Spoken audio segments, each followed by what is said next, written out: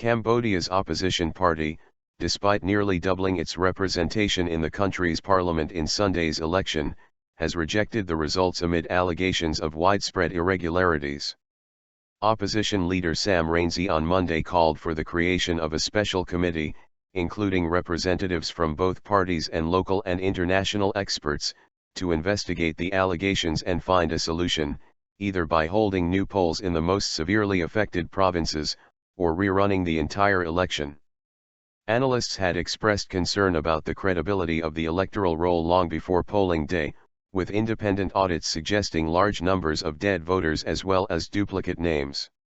There have also been claims of intimidation, with the well-funded ruling party controlling the police and military and making use of government vehicles to campaign.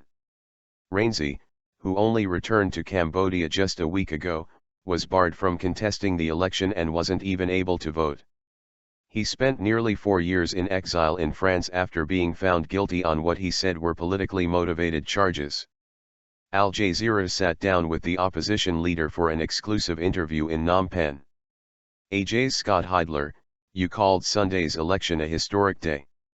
Why have you now rejected the results?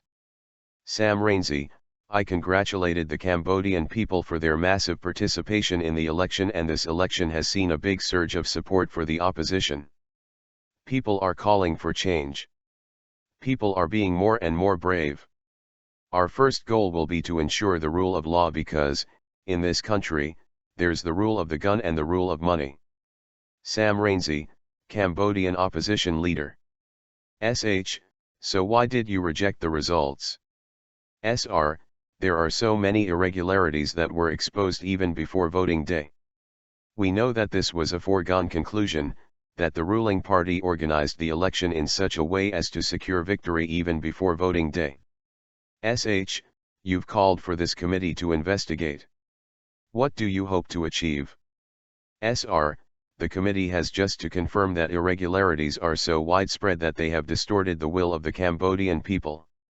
We want this fact to be recognized by everybody, that, yes, the will of the Cambodian people has been distorted, seriously distorted. When you look at the number of seats you gained, do you think these irregularities prevented you from getting a lot more seats or maybe even an outright victory? I'll give you an example. The result proclaimed by the ruling party gave them only 200,000 votes more than the opposition, but 1.3 million voters were disenfranchised. They have seen their names deleted from the voter list, and those people are, in their great majority, opposition supporters. Had these people who were unfairly disenfranchised, or even only a small proportion of these people, been allowed to vote, we would have beaten the ruling party. This is just one irregularity among others. Do you think the investigation will be a distraction in moving forward with your newfound influence in Parliament? The investigation must be completed within a month. With political will this can be done, and then we can move forward on the basis of strong, democratic principles. Is that realistic given that the ruling party is likely to be reluctant to participate? They will have to take responsibility because they need our participation in the formation of a new National Assembly and a new government. If we don't recognize the elections, and if there are no measures to redress what we have denounced as an injustice to the Cambodian people, the situation will get worse, in the sense that there will be deadlock. Those who are in government should ensure there is no deadlock. Looking forward, once this is over and the issues resolved, what will be your first goal? Our first goal will be to ensure the rule of law because, in this country, there's the rule of the gun and the rule of money. We want to promote the rule of law to ensure that every citizen is treated equally. We will fight against the corruption that is rampant in this country. We will ensure transparency and accountability, the key ingredients for good governance, because without good governance this country is going nowhere, or even down the drain.